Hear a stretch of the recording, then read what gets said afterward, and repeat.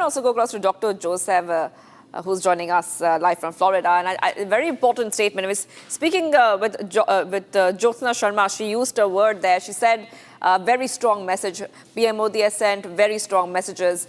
And one very strong message was on the Russia-Ukraine war, where PM Modi has said very clearly, India is not neutral. We are siding with peace. This is coming at the backdrop, Dr. Joseph, of the conversation that Putin and Trump have had on the Russia-Ukraine war. How would you like to decode this? So this has been a very consequential visit, I would assume, maybe the best in the first 3 weeks of the Trump presidency. We had multiple foreign dignitaries visit, from Bibi Netanyahu to the King of Jordan, and to the president of Japan, but nobody, not their team, had such a deal negotiated, joint statements issued in a 3-week time period. I think the credit goes to the Indian External Affairs Ministry, the team there, and they're working with the transition team to make it happen. This wouldn't have been easy. And that too, the day when Trump was announcing counter tariffs. And this was, again, I've been working in US now for 25 years with multiple presidents. I've been, covered or went to multiple visits in the White House with Prime Minister Modi. The difference I can see this time is that the mainstream media in America was covering it. This never happened before. It was always ignored. Even though there was a state visit in 2023 with President Biden, there was a lot of pomp and all these, 5,000 people in the White House. But the American CNN, the American MSNBC, the CBC, the CBS, all ignored it. This time, they all covered it live, whether it is the press conference, the joint statements, the answers to the questions, how they handled it. It was brilliant, number one. Number two, I would say that what Prime Minister Modi did, starting yesterday night when he landed, meeting with Tulsi Gabbard, the new Director of National Intelligence, met with her family. Came back in before that, he met with Vice President Vance and his family in France, in Paris, along with Usha and celebrated the birthday of his son Vivek Vance. Again, he's named after Vivek Ramaswamy. As you know, they are very close friends.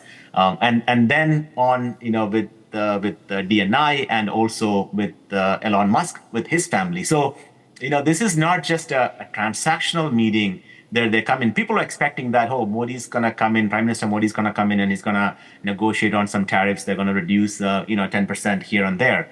But that's not what happened. This was a very transformational visit where the plannings, the statements, and no one leaked it out. And, everything from F-35 to transporting, terrorists, not just one.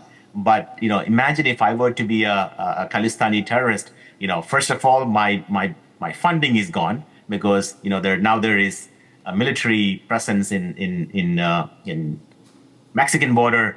There is Mexican 10,000 strong Mexican military on the Mexican border. The American military maybe around 4,500, maybe more coming in the southern border. There's a 10,000 more Canadian border. As you know, the funding source of the Khalistanis, because many of them were truck drivers.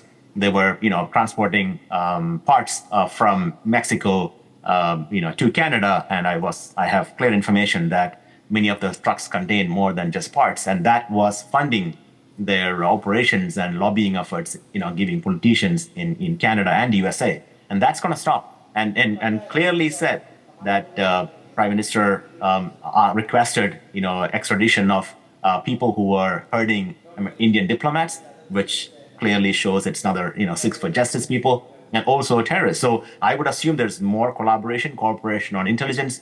There is direct benefits to India in AI, in defense. As I said, this is as the former panelist said, there's so much more to package. Even in an hour of a press conference, there's so much materialistic happening.